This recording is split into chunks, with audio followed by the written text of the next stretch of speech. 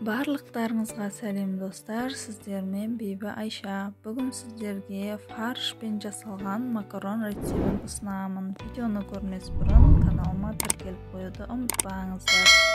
Тағамымызды дайындау үшін фарш, картошка, помидор, сәбіз, асқабақ, пияз, перец керек болады. Ең алдымен фаршымызды ыдысымызға салып аламыз. Оның үстінен пиязымызды көбек қылып турап алып, оны да үстінен салып аламыз. Оның үстінен тұзымызды салып, қарабұш салып, барлығын жақсылап араластырып аламыз. Макаронымыз өте дәмді болып шығады. Сіздерге де фаршпен жасап көруді кеңес беремін. Достар, каналыма тіркеліп, лайк басып, комментария жазуды, қоңыраушаны басуды ұмытпаңыздар, мен үшін өте маңызды. Барлығын салып болған соң араластырып аламыз.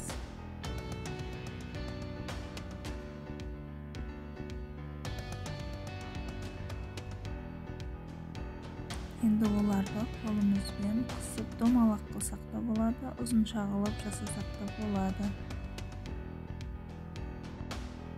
Мен өзім осылай ұзынша қылып алдым барлық фаршымызды. Барлығы дайын болды. Енді қазанымызға майымызды құйып,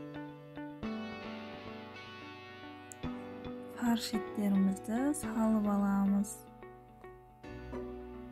Осылай барлығын қуырамыз. Қызарғанша қуырамыз. Басқа салмаларымызды да дайындап аламыз.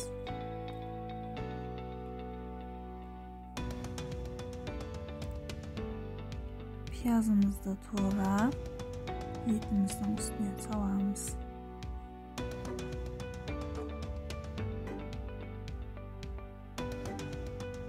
Оны да қуырып аламыз.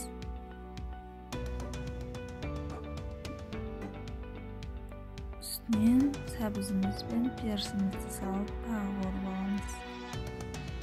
Оның үстінен картошкамызды саламыз, асқабағымызды саламыз.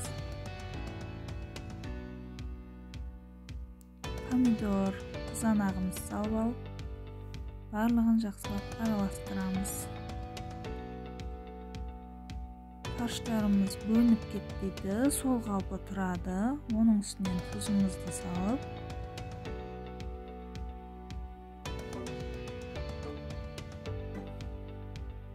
барлығын араластырып алып, суымызды құйып аламыз. Жай отқа қойып, қақпағын жауып қоямыз. Біраз қайнаған соң, үстінен макарондарымызды салып, бетін тегістеп, үстінен шамалы су құямыз. Баяу отта пісіреміз.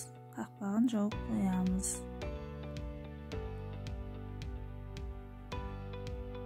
Үстінен тұз саламыз.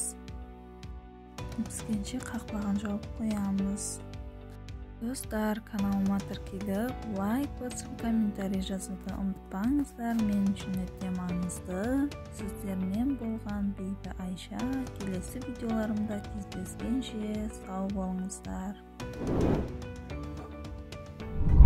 Өте дәмді болып шықты. Сіздер де жасап көріңіздер. Назарларыңызға рахмет.